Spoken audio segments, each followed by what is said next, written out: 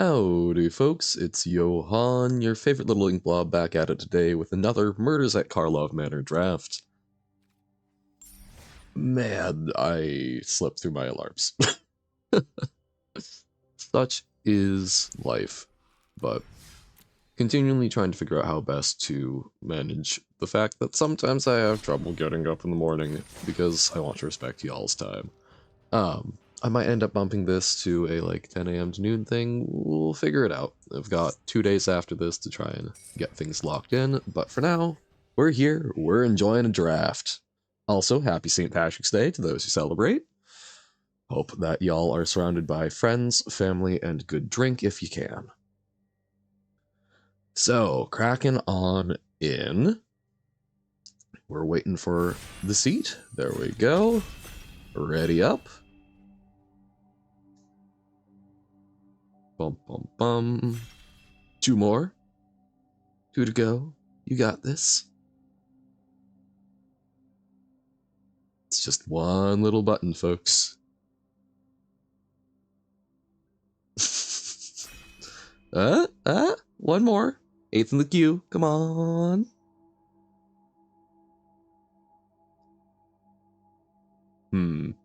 Need to figure out a good vamping bit for when we're waiting and some... Oh, there we go. Burninating the people, dear lord. Well, our first pack, we've got a Yaris. That's nice. Also, oh no, in case I want... Oh! Howdy, Uno. Playing Baba, but custom. Interesting. Well, I hope that you've got some good custom games to be taking a look at. Yaris, I think, is probably the first pick here. We've already got 4 of these. Intriguing. But yeah, Yaris is just kind of a powerhouse. It's all the original levels, but the community has fucked them up. Ooh. That sounds almost more difficult than a wholly new level, because then you've got a preconceived notion going into it. Okay, not a great pack for following up a Yaris, but Shock is actually pretty good. And, you know, this just means that there wasn't a lot of green and red to begin with. Sir Conrad would be another fairly good one. Neighborhood Guardian can also do some work. But I think Yaris is a pretty huge bomb, so I don't want to jump ship quite yet. Case of the Burning Masks is not terrible removal, and can do some extra work, but I think I actually really like Person of Interest. I think Sample Collector is decent, Nervous Gardener is as well, good fixing. I like Innocent Bystander. I think Nervous Gardener comes before Innocent Bystander in this, but it's still quite respectable. It's a 2-1 piker that sometimes lets you draw a card. Flourishing Bloomkin, I might be unreasonably fond of, but even in a 2-color deck, I think it can do some serious work. Tipster, I think, is also quite strong. But I think... I guess Tipster goes well with... I don't think Tipster wheels. I don't think Bloomkin wheels either. It used to. People seem to not respect it in the past, but... There's the Tipster. Portico? Maybe if we want to splash, but no, I think we take the Bloomkin here.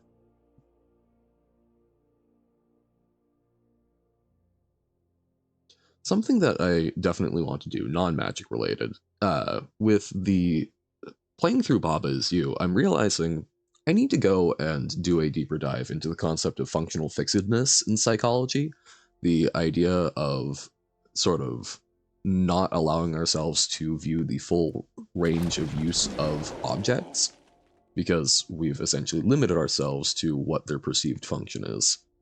I think there's some very interesting thoughts to be had in that realm, but they're all just sort of bouncing around like rocks in a tumbler that haven't smoothed out yet.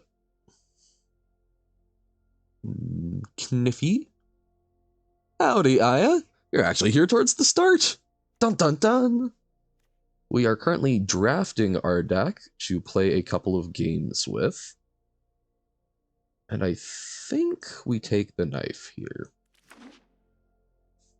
How's it going, Aya?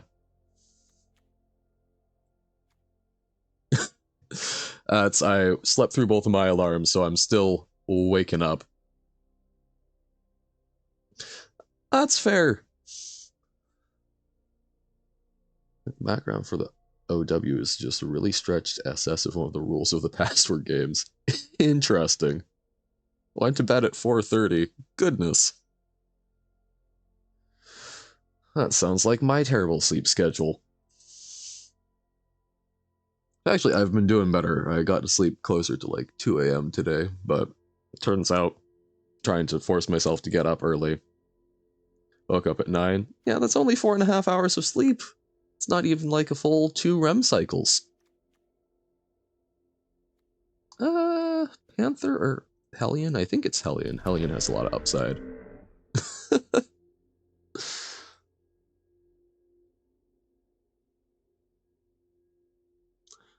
Getting a nice even amount of, well, I guess not an even amount, but getting REM cycles is important, best as we can tell, with what I've seen of sleep science.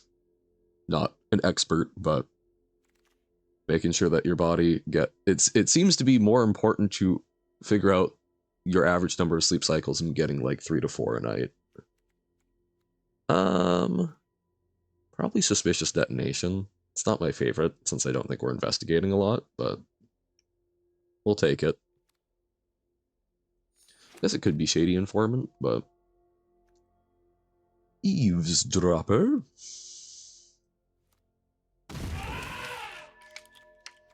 We'll take a Slime Against Humanity, even though I don't think we're going for that deck. Oh, and both Sample Collector and Gardener came back. I think I like Gardener better. Yes, that is the double-edged sword. That's, as I've frequently said, one of my best decisions was getting a blackout curtain for my room, which allowed me to just sort of ignore time, which was great, until that also I realized that meant I got to ignore time. Oh, no, no, no, no. Why do they pass us such a good card that we probably can't play? No! So, for context, I've been drafting green and red cards, which means I generally speaking need to get other green and red cards, otherwise I will have a hard time casting things. Vein Ripper is one of the most powerful cards in this set. It requires a commitment of 3 black mana, so very much out of the range of my deck. There are good things for us here. This is not a good pick for a draft. I'm taking this because I want to play with this card in Constructed. It's probably going to hurt our draft, but look, man. I want the Vein Ripper. Because, yeah, I don't think there's... That is a card that is powerful enough that I'm looking at what we've picked so far and trying to see if I can cut half of it and still feel good, and the answer is no. But... oh well. At least we've got some opportunities to play with it in other formats now.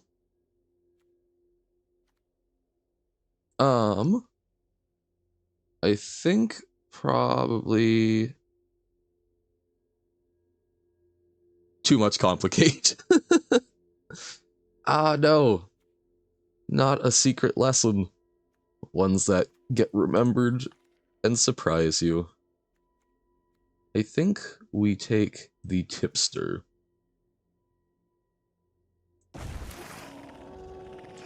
Yeah, Magic is like playing chess, but instead of memorizing a couple thousand move variations to get almost perfect at it, you're memorizing a couple thousand game pieces and then figuring out how to use them effectively together.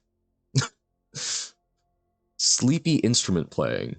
You know, if you look at the history of rock and roll and so on and so forth, the number of folks who are able to play instruments in an altered state, I believe in your ability to play it just simply tired. Since, hey, sleep deprivation is similar to inebriation. It's not good since you play a wind instrument. I'm not sure how that influences that, but I'm curious to find out. Red herring isn't good. We could take another person of interest. I think we do. Just can't explain it? Fair enough. I will, for lack of anything else, simply imagine yawning into a wind instrument and go, that would make it more difficult. You can yawn while playing a guitar, though. World Soul's Rage. Seems like a decent fireball. It's really kind of over here.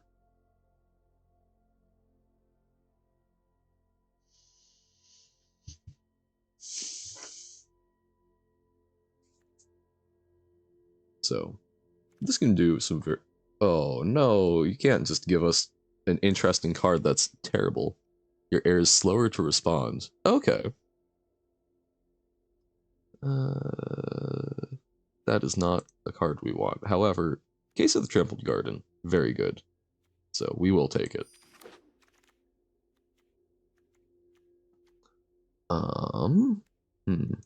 Probably a Braggart here. Little big old 5/5 guy. Your range isn't as big. What is what sign, Uno? I guess we could take a Glintweaver. Okay, so it's, I guess, harder to expel the air for doing the higher stuff. I know you're trying to parse it out. I'm just trying to state agreements, essentially. See another crime, maybe? Huh. I have no clue. That's certainly strange. Illicit Masquerade versus just a Sanitation. Oh, we'll take the rare. We'll take the rare, fine, I suppose. I think a Sanitation Automaton could have been decent, but... There, we get the Innocent Bystander. Ah, Expedited Inheritance. Not what I think we need. However... Ooh, okay. Harried Dronesmith. Very good. But I think we get less value out of it in our deck. I still like Demand Answers, but I don't think we necessarily need it. Eavesdropper, quite strong, but I think we actually want the Concealed Weapon. +3/+0 is big, and it can go well with Yaris. Hunted Bone Brute. Oh, we could have had a sick black deck.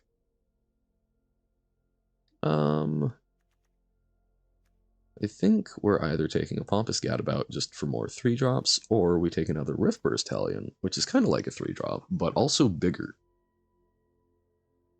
I think we'll do that. Cryptex, I don't think is our jam, but I do think a Vengeful Creeper is.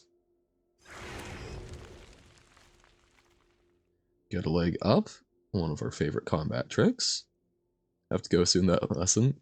Can tune it. That is the plan. Should be streaming more Baba Is You at 2. And hey, I hope you enjoy the lesson.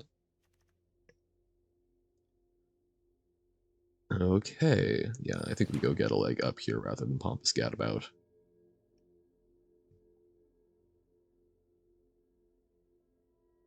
Because all the talk of lessons is reminding me, I should get back to doing Khan Academy stuff.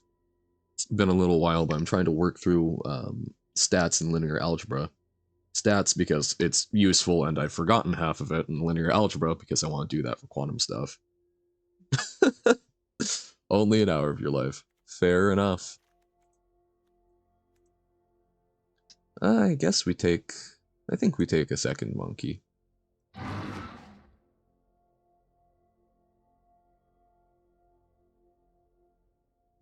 Totally understandable, especially on spring break. So I remember joking that school was often what interfered with my education. Yeah, Khan Academy is just a fantastic resource overall. I think we'll take the Inspector.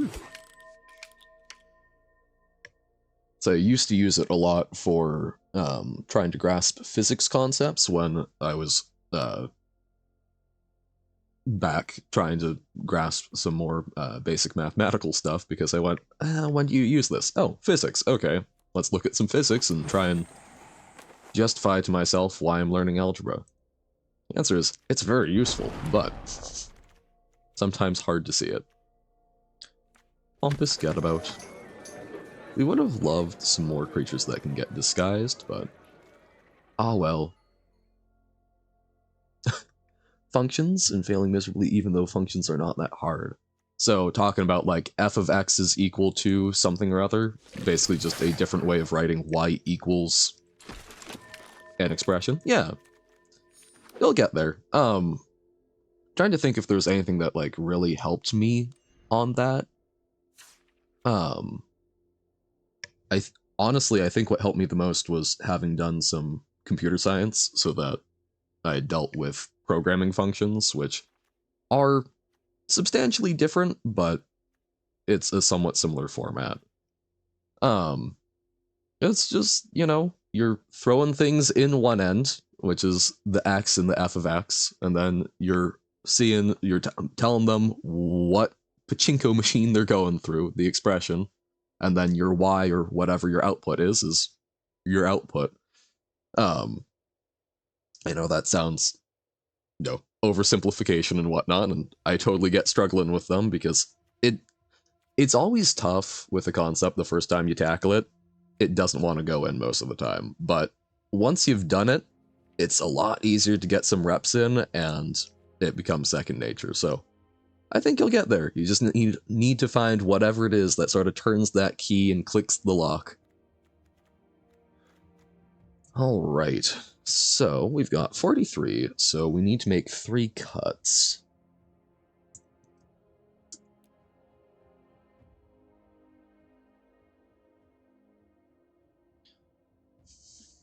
Got a D on your latest math test? No! It's okay. Does not define your life. So long as you get the concepts, even if it's not right now, but eventually, you'll be cruising. Trying to learn another language at the same time? Typically, A is highest, B is sort of just below that, C is technically supposed to be like middle of the road. Aya for that context. At least where I have come across in lettered grading system. What language are you trying to learn, Aya, if you don't mind me asking? I think Knife gets the cut. German? Ah, sehr gut. Ich spreche nur ein bisschen Deutsch. Ja. Ich kann nicht denken. No, God, I can't even get the grammar right for I can't think of the words to say. Oh, moving back for 6 months. Oh, that's cool. Yes, Polish. I remember that, Uno. Oh, okay. So, possibly a different system sometimes, just they're trying to Americanize.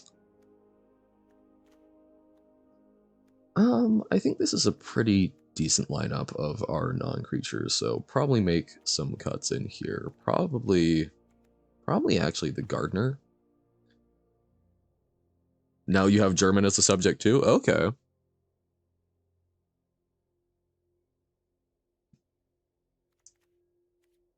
Awesome.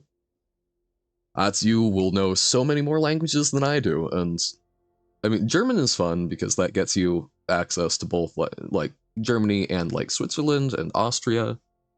Some cool countries. Understandable. That seems like probably a long time ago, so time wears on. Okay, this we can also disguise out. And it might actually be the suspicious detonation since we're playing.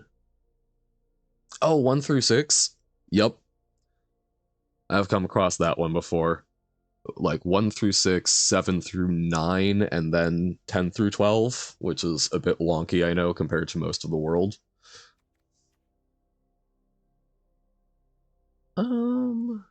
Is detonation on the chopping block? We don't have a huge amount of removal. but this is also just not great removal.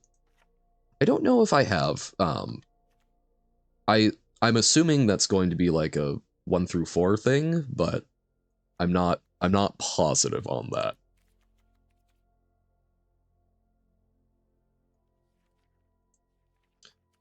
Do we want the fixing land? I think the answer is no, although I guess we could use monkey to use it to pump up the monkey. Yeah, okay.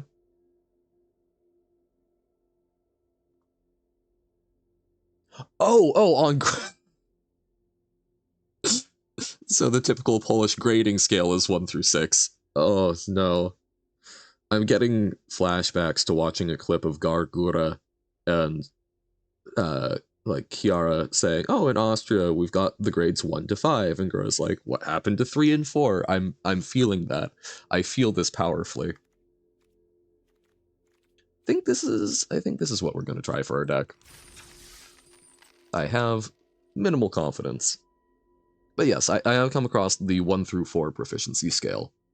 I think that's what my elementary school used. I'm not positive, but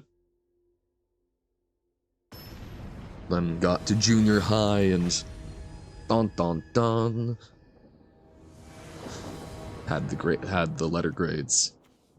We're up against imaginary jelly. Intriguing. I think we keep this hand. We've got 1 drop, 3 drop, 1 drop, 2 drop, 3 drop, 4 drop. So I think we feel good about it. Sure to not fall asleep in your horn lesson. Well, good luck tooting that horn and staying awake to do so. Hopefully see you at 2, but no sweat. I highly encourage a nap at this point, it sounds like.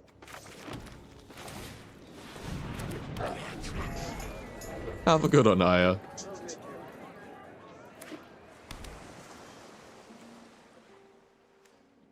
Ooh. Jurassic Park lands. That's a ichthyosaur? Have I never put together that an ichthyosaur is literally just, like, fish dinosaur? That feels silly.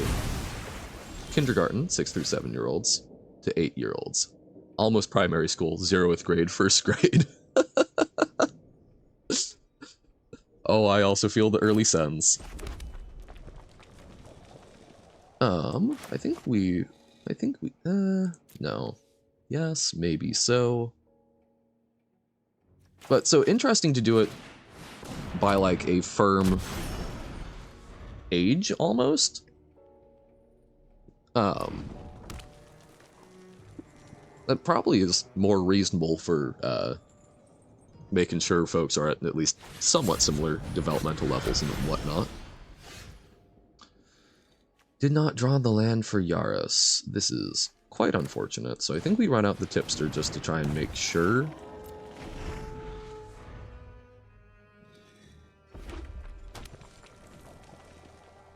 We were really hoping to draw a 4th land.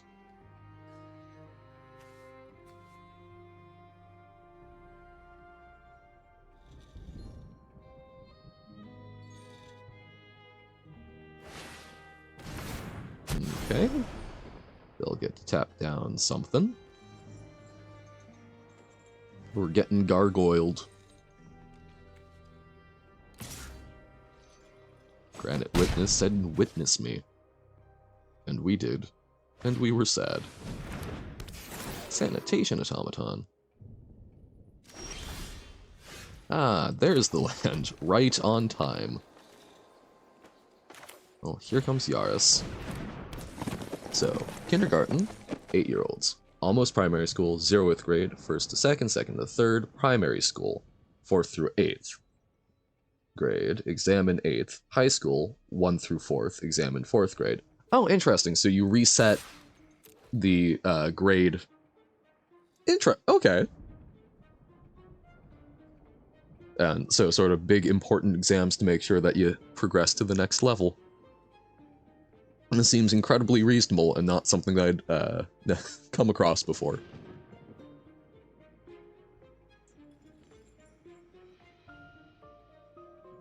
That says university, yeah. Neato. That's the American education system is something that I hope can get fixed up a bit. The fact that it's essentially the same as it was when a guy named Horace Mann tried to import the Prussian model about 150 years ago is a bit concerning to me. So the opponent here has an interesting decision, because they could block and trade and kill my 2/2, which would seem decent, because if it connects, I draw a card. Yay! Fewer things for me to use. However, if they block it and kill it, Yaris makes it flip face up, which could be very bad for them. In this case, it is very bad for them. The exam's an 8th grader for English, Polish, and math. Okay. Making sure that you can speak your own language, making sure that you can do reasonable math for participating in society, and making sure that you can speak English, because we're a lingua franca, gosh darn it.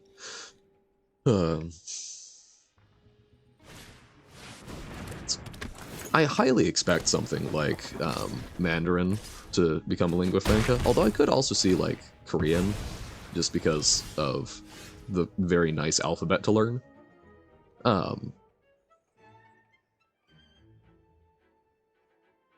And I think I'll have a lot of trouble. I'll have a lot of trouble with Mandarin. Korean, I think, might be doable, since it is, I guess it's not an alphabet, but it's not rote memorization of symbols. Okay, so we have access to 5 mana. Oh, wait. Monkey can kill their granite witness. Yes! That's actually really good.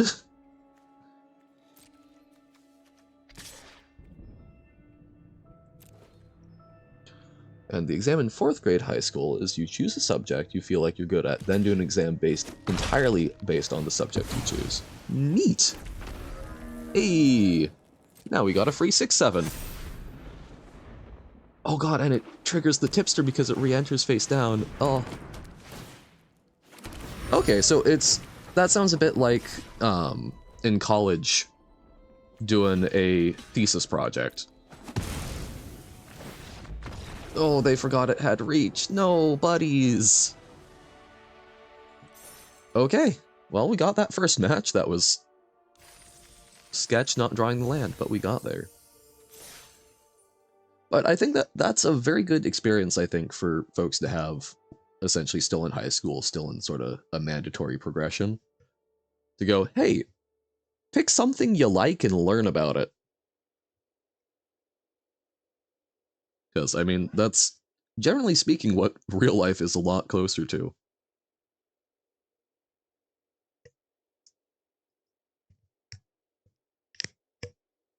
And I don't know, actual decision-making, I think, is a somewhat difficult skill to, I don't know about learn, but to develop, how to make decisions, be responsible about it, feel confident in it, and not want to recant not want to recant if things go poorly, but actually own up to it. Setting your own course.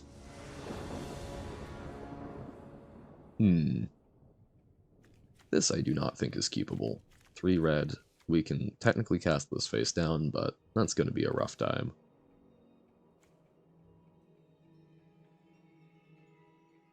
It's actually a non-zero amount of why I'm trying to stream, is get some practice rather than going into a corporate environment, going into a, hey, what am I doing today? I don't know, let's think about it. This is not a great hand, but I don't think we get better on 5, so we ship away the monkey. I know, a tragedy. But hopefully we draw a red source for the bystander. If not, we've got a turn 4 Loxodon. Hey. Hey, okay, there's the red source. Eye of Little Faith.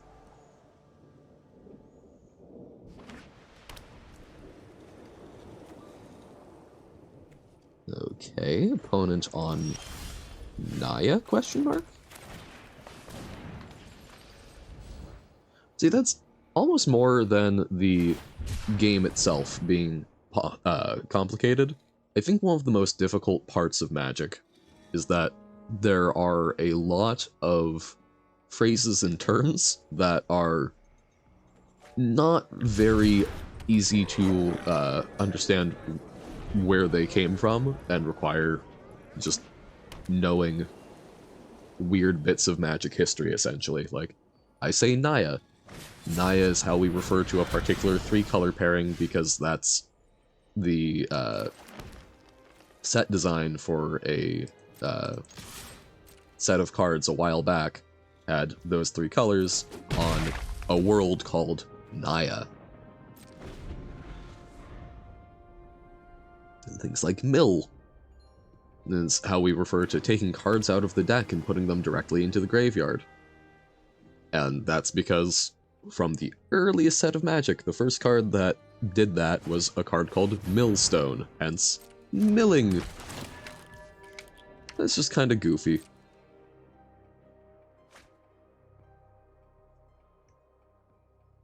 Alrighty. Attacked with the 2/2. We take 2. Aha, a Yaris.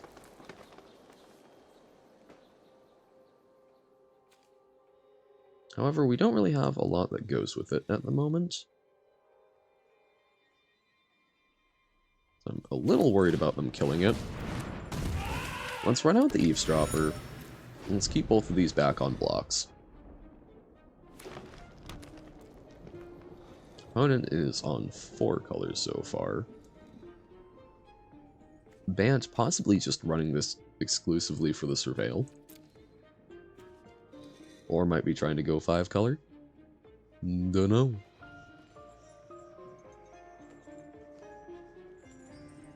We got the lovely spoopy music from the detective themed set that we're playing.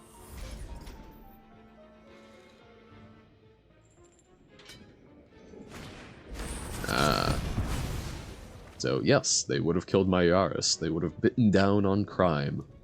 My poor little criminal centaur. Come on, attack me.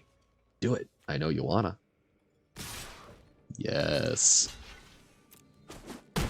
Give me another clue. Oh, okay. So that was a land. Interesting.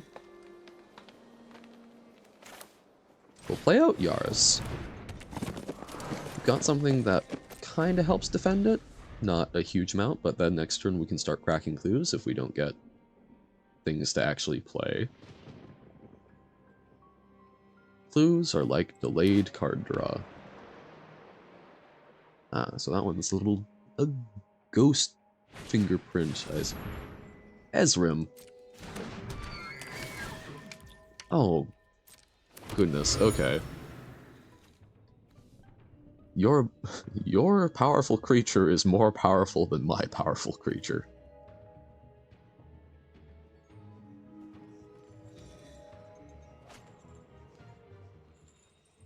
I do have this, which can give surprise reach and maybe kill it, but that is quite spooky.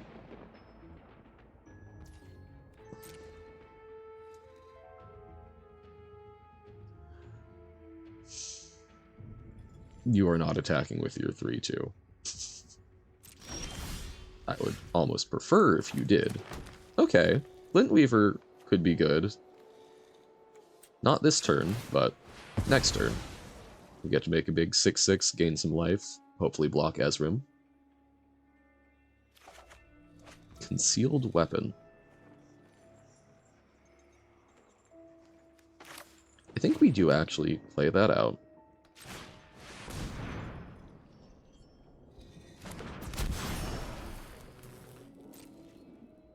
And I think we try attacking with it.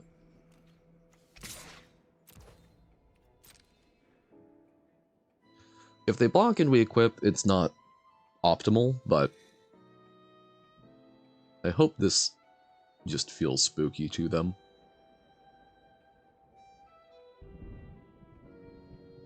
And if they let it through, we get to get a leg up in a way that Yaris would survive Ezrim in theory. So maybe it would be better to hold back, but yeah, I thought we could get through for the free damage and a card. Awesome. Okay. We end the turn. And even though we'll have Glintweaver next turn, I think we try and kill Ezram this turn if possible. Tap out pre-combat for something big, completely unreasonably so. And then let us kill your current big thing, please. They don't want to make it easy.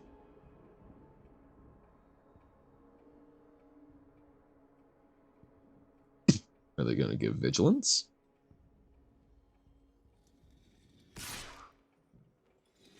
No.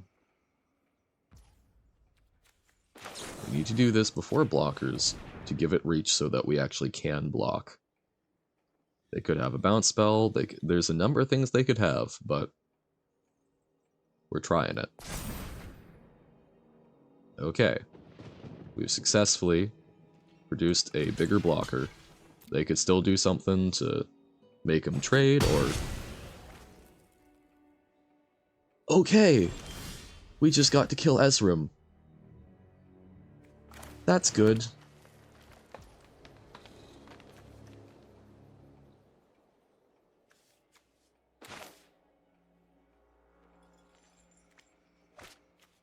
I think we actually attack with both of these. Especially if they didn't do anything to block Ezram. Or do anything to save Ezram. I assume they're not going to have something now to kill Yaris. Oh shoot, I forgot. Yaris gives it haste. I could have been attacking with the 6/6. Whoops.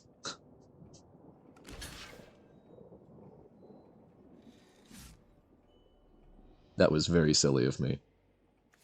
This card is very good for multiple reasons. Makes it so that all of your things can come in and punch them immediately, as well as giving you value off of these little face-down cards. Okay. Although, hey, maybe I was waiting to see if we drew a card. Definitely.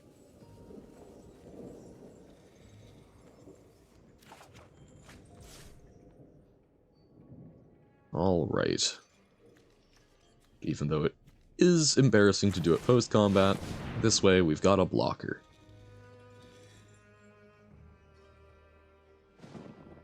Opponent.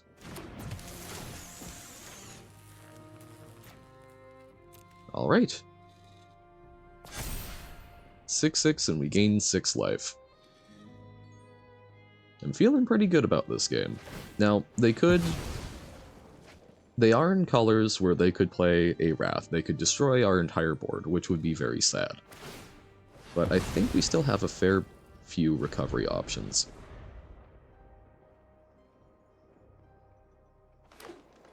And I think we would also get to keep the... I think we would get to keep this concealed weapon, because I think it would get destroyed. I think Yaris would see it, ability would trigger, and would come back and just not attach to anything, I think is how that would work. So you might be right, Uno, about the game being too complicated if I don't know what my own card will do in particular situations. And I'm someone who's tried to, delve into the rules. I need to do more of that. Brush up a bit more.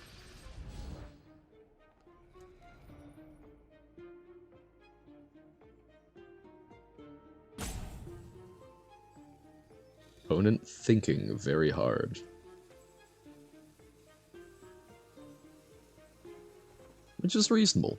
This is not an easy question we have posed to them. Okay, they can put a 1/1 counter on something. They get to draw and discard.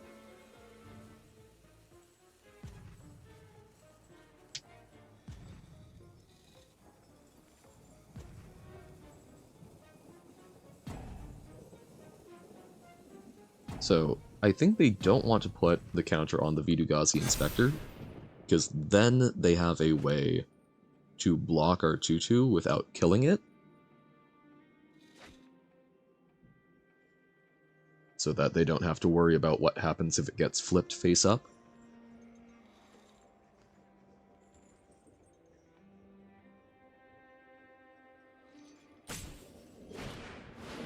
Forensic researcher. Okay, so they can do some tapping and untapping shenanigans. Shenaniganery.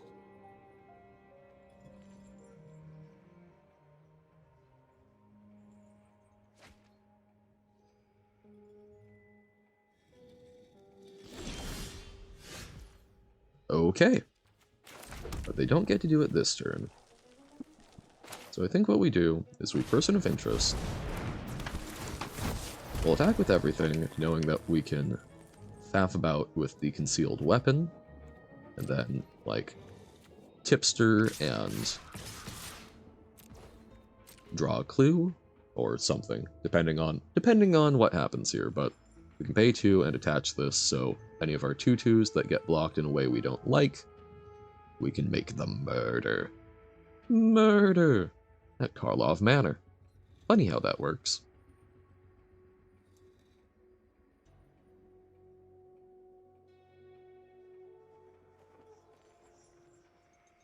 I think, realistically, we would probably crack the clue rather than tipster this turn.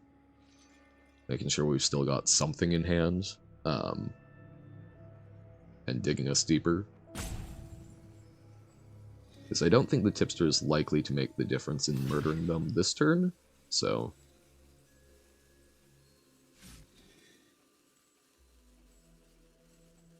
Opponent thinking. Man, that get a leg up did huge work.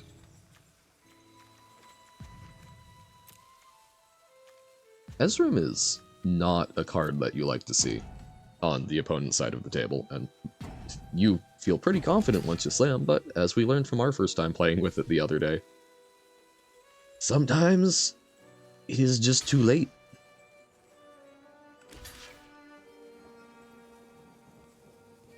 I think we kill the forensic researcher.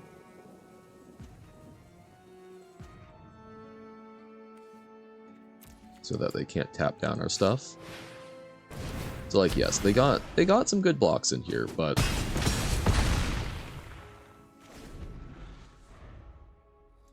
wait, why did it take 3? Oh, disguise is... Blah. I read the equip cost. Okay, so a bit worse than I thought, but I do think it was worth it to get rid of the tapper.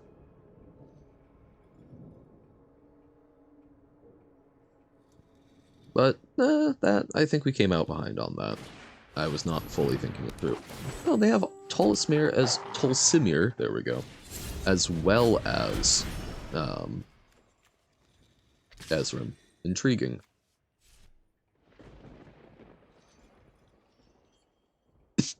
Come on, Hellions.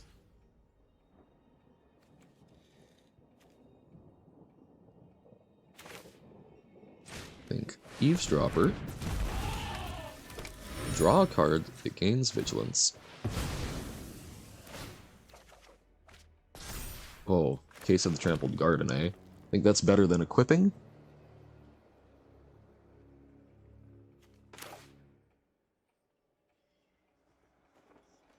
No, because they might just kill stuff, so... I think we equip to the Loxodon. And we crack on in. Both of these are lethal threats. They will need to make some form of blocks.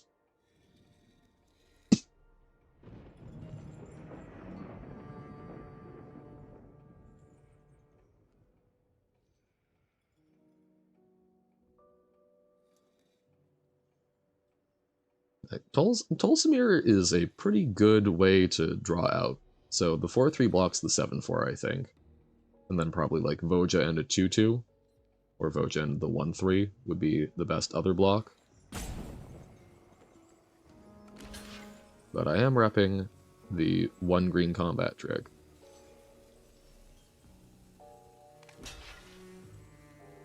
Or they just jump.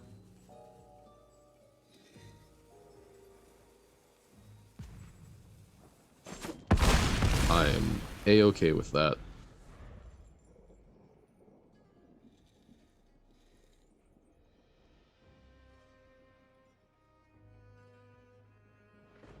Nope, this is closer than expected. The second big goofy rare helps a lot.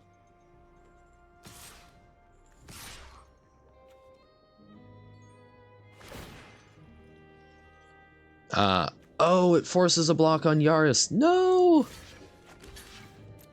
I forgot that bit of text on Tolsimir because we never got to use it. Damn. That hurts.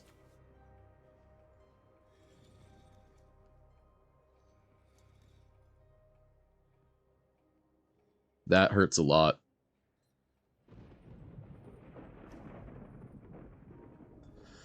Sigh.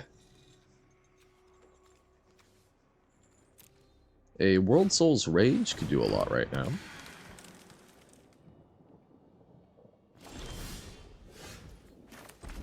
So let's draw a card. We are going to have enough mana to equip and case. There's that Hellion that we would have loved with Yaris, but alas and alack. So I think we will equip in Tipster. Now they might be able to flip it up and do some stuff, but...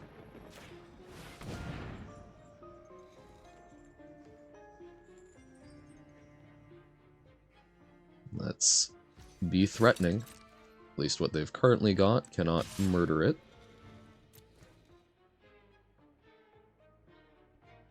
And next turn, so long as this survives, it will be able to gain trample on attacks, which is big.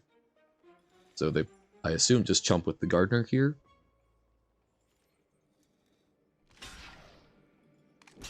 Okay, so they can flip it up and murder. And, or kill it in some fashion, I suppose. I don't know... I'm curious to see what they have. Oh, I guess they do have a green open. So 6, Vengeful Creeper. Oh, and they destroy the case. Okay, but that means our weapon does stick around, and we got to kill a decent chunk of their board.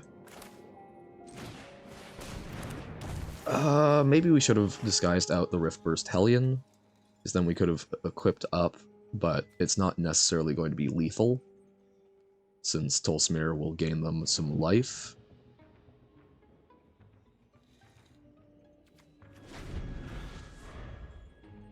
Why were they paused? I don't know. So, like, if they attack with both here, we can equip up the Tipster and... oh god, it forces the block again! Jesus! Ooh. That is brutal. That is not something I had realized about Tolsimir. That... ah, okay. This is me being sloppy. At least we can play out the Riftburst Hellion next turn and equip. So it will survive the Voja, but... or Voya? Probably Voya. That looks like a name that probably comes from a language where the J's are a Y sound. So I'm going to say Voya Fenstalker. We play out the Hellion, since it can survive, and probably end up dying, but...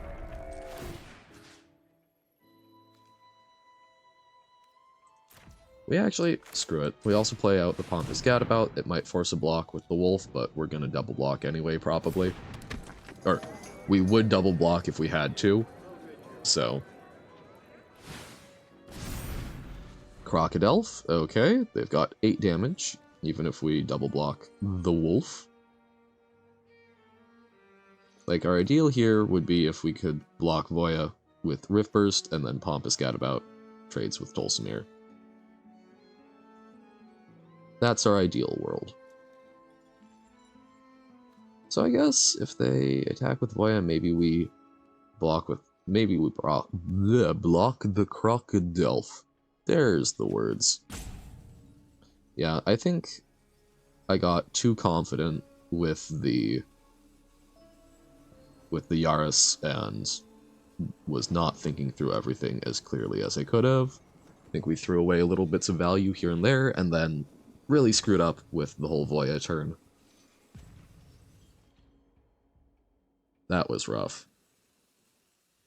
Now, there is a chance here, if they don't play anything...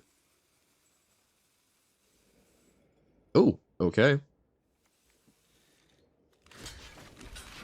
I think we take that block. I think we try and trade. They may have a combat trick here, we might be just dead. But if they don't play a creature and we draw World Soul's Rage,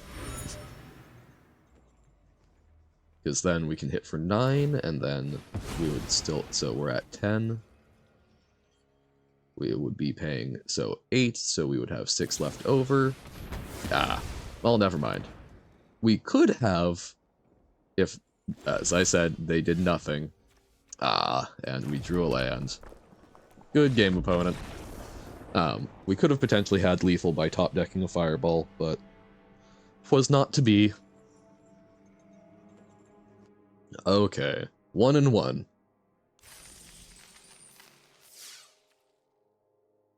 I felt pretty good about that game, and that's when you lose. I think I've heard it said somewhere before that typically the best time to strike in any sort of combat is just when someone thinks they're going to win, because they get overconfident and they get sloppy. It gives you that opening. And I think that's very true in Magic at the very least.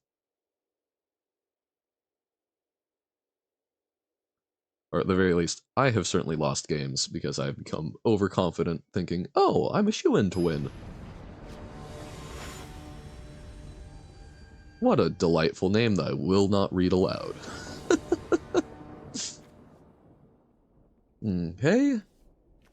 Bystander and a concealed weapon. We're on the draw. If we get a green source, this hand is fantastic. If we don't, I think we can limp along.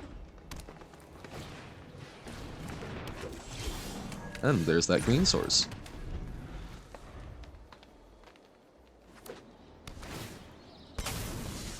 Very cool name. So, we really like this Tunnel Tipster here, because it lets us basically, it's kind of like an extra land, so we can play more stuff earlier. And so they spend a removal spell on it, which is probably the correct move, honestly, even if it feels a bit strange. We will run out the Riftburst Hellion and definitely draw Yaris next turn. 100%.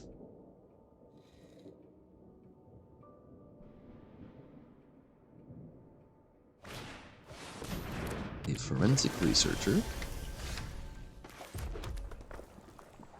I think what I'm going to do is... Feels weird playing this out just as an equipment, but this lets us actually attack in, and if they don't block, we hit for 5. They also missed a land drop, although this will help them because it can untap a land so that they can tap it twice.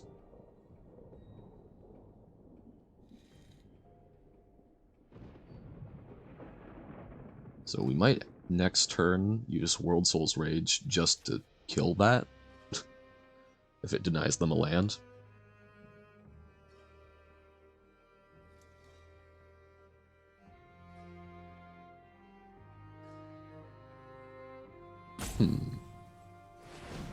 It does specify you control. Okay.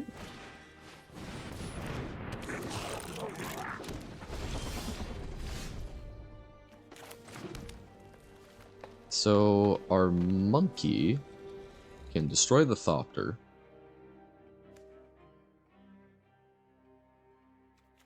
Could also just World Soul's Rage, kill the Gadget Technician. But this is kind of our best piece of removal. I think we monkey to kill the Thopter, because monkeys like eating neat mechanical things. And then we will be able to play the bystander. I think we attack with this, even though it feels kind of bad. I'm pretty sure they block, but...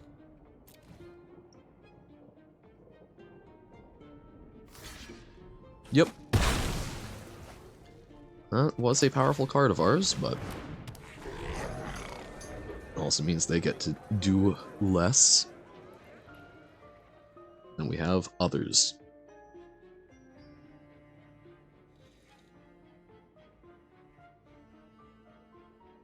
What you got, opponent? They could make a land a 5/5. And they play a land, so yeah, it would have been less valuable to kill the forensic researcher because they drew kind of what they needed. But we still might end up doing it because it will slow them down from their bigger things.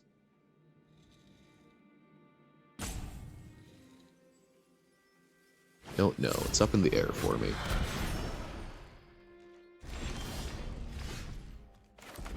Okay, even closer to that Glint Weaver. You know, I think I do kill it.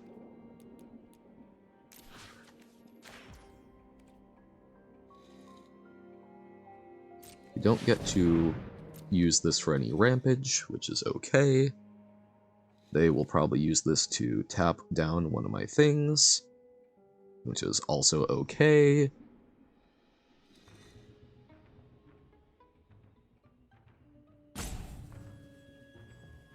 You tap the monkey or the bystander.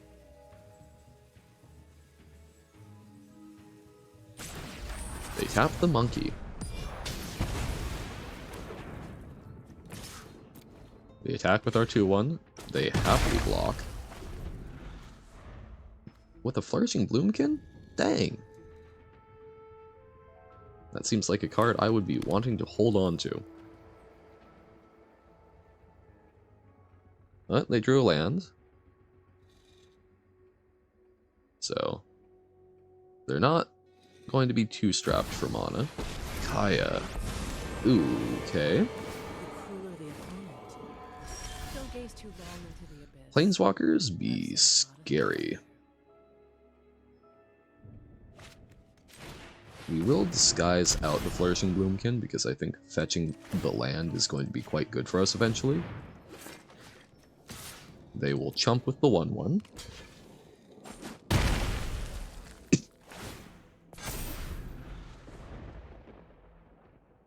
Okay. Because, I mean, she can just make 1/1s, which is quite powerful. Never mind the removal. Howdy, Pitta. How's it going? We are currently 1-1 in this draft, chugging along. This is a precarious position. Our opponent has a very powerful card that we are just a little bit behind the curve of being able to kill.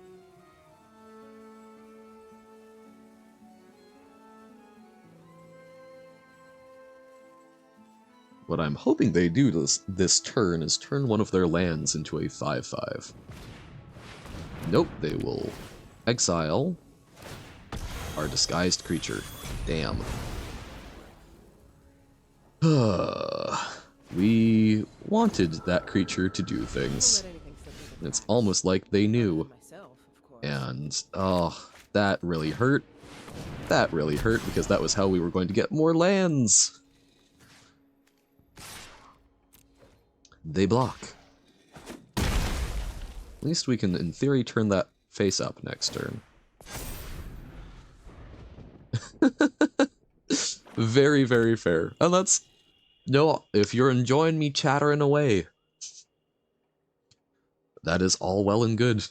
There's a lot of folks that I turn on for background noise. It's actually, magic is one of the things that I do turn on for a lot of background noise. It's just how I've slowly absorbed even more.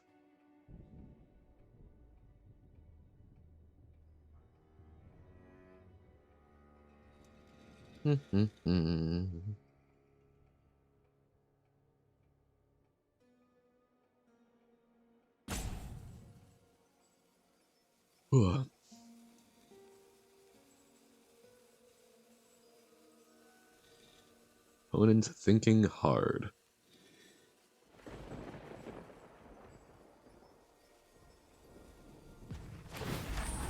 Okay, they are making a land into a 5/5. This is quite reasonable. I play by my own rules. Keeps things interesting. Good for you, you play by your own rules. Both of these are going to still attack Kaya. Because we can flip this up into a 6/7. Those trade. Several Novum Decilion with very lucky combo of 3 golden cookies. Nice. Okay. We are going to run out the Tunnel Tipster rather than flip this face up this turn.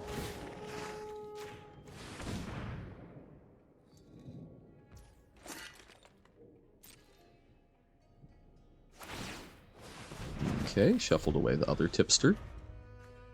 We probably aren't going to attack with it like that, but I don't mind having something that has the potential for aggression. They won't be able to make a 5/5, so they'll make a Spirit again. They might play something from their hand. Okay, that's a 4/3. Or sorry, a 3/4, which is actually even better for us. Because then it's harder for them to double block and kill this, because we can then run out Glintweaver, make it big. Sometimes people rely a little too heavily on the spirits. If you So yeah, I think we do that, because this gets more threats on the board.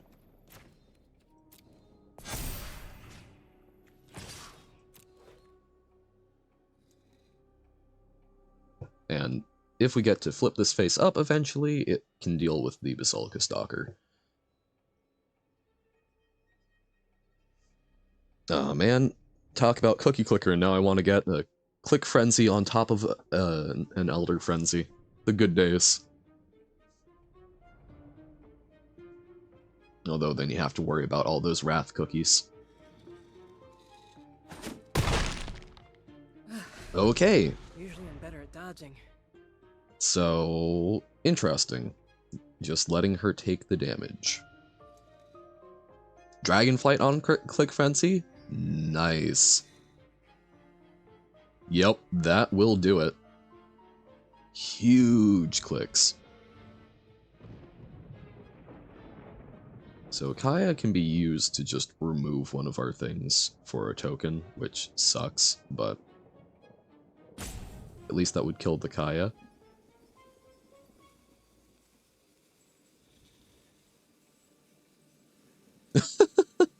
Well, there you go.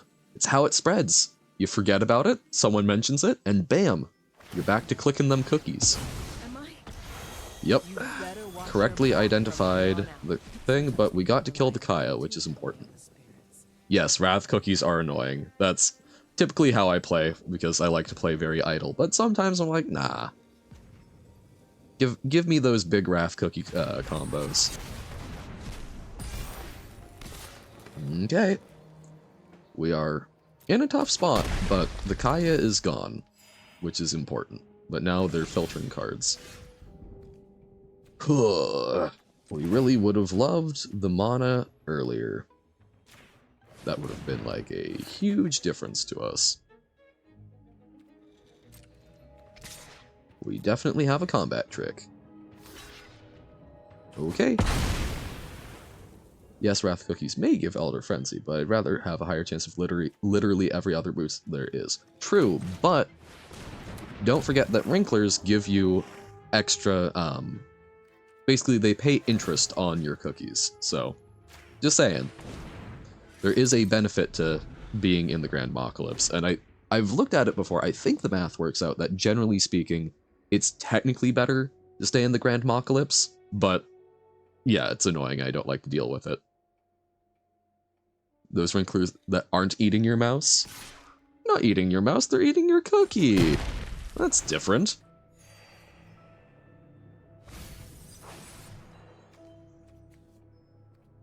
Already used our World Souls Rage.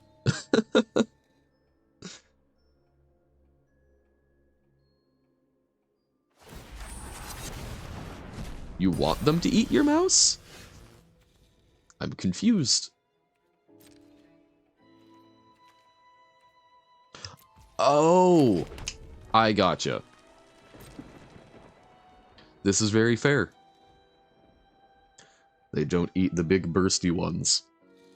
The big burst of click frenziness. Yep, opponent got this. Kaya, good card. Because, I mean, that was just able to chump all of our things all day, every day. And then stall them to get the removal they needed. Yeesh.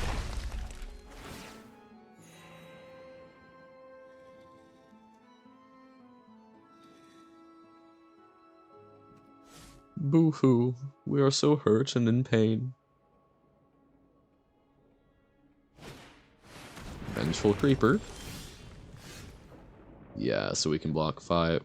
I don't think there's anything that draws us out of this, so we will concede. Good game, opponent. Ugh. My heart. 1 and 2, so we can... This might be our last game. Even if the burst has nothing to do with clicking, my 50 per second auto clicker plus the 10 or so mouse upgrades. Okay, fair enough. Makes it by far more powerful than the automatic production. Auto clickers do help that. There are a number of times where I just let it run in the background. I'll sometimes set up an auto clicker in the console, but not all the time. This is also rough, but we'll keep it.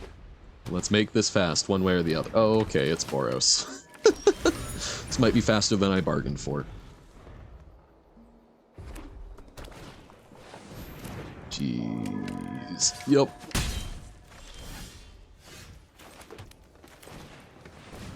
Tipster. We would love a mountain.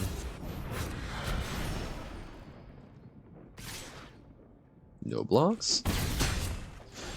The thing with, like, Cookie Clicker is, what in the world is cheating for a game that is about you having fun, right? It's all just a matter of what is going to let you have the most fun. For me, yeah, there are times where doing the auto clicker stuff, it does help me have fun. Other times, I'm like, nah, I want the nice slow build. Well, we block the thing that can fly sometimes.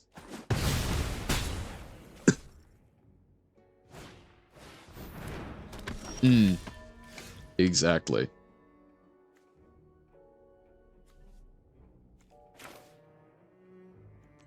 It is not a hard and fast rule. Oh, I guess I should have done the concealed weapon because we care about it less. Ugh. These have been some very long and loosey games.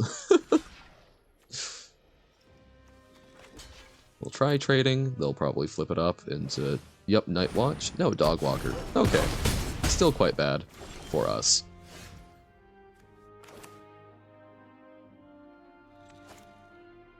Jesus. We have to tap that down to play something. We might survive at 1, but yep, just good aggressive Boros stack.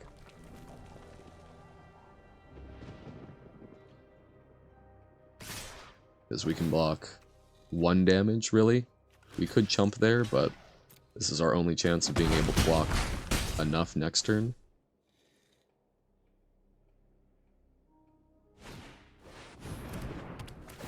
Kill the tunnel tipster. Great. Yep. Literally nothing we can do. Ugh. Probably should have mulliganed the hand, but I think if I had done that in a different order, we might have had a chance, or if we played out the Flourishing Bloomkin. Dunno. That's a rough time. But we had some pretty good luck with some, I would consider, middling decks. We really misread the Tolsimir that one game. It happens. Sometimes you just don't get there. Typically, you want to get at least 3 wins in this to get back most of your entry fee. So 4 wins is ideal. 1 win hurts a lot. But is what it is. Had some fun, even if we got our butts kicked. It was fun hanging out with y'all. I appreciate it. But I'm going to go make some pancakes, enjoy my St. Patrick's Day, and I'll be back around 2 to torture myself with some more Baba Is You. So thank you to everyone who popped in. Appreciate it as always, and I hope y'all have a fantastic rest of your day if I don't catch you again. Bye!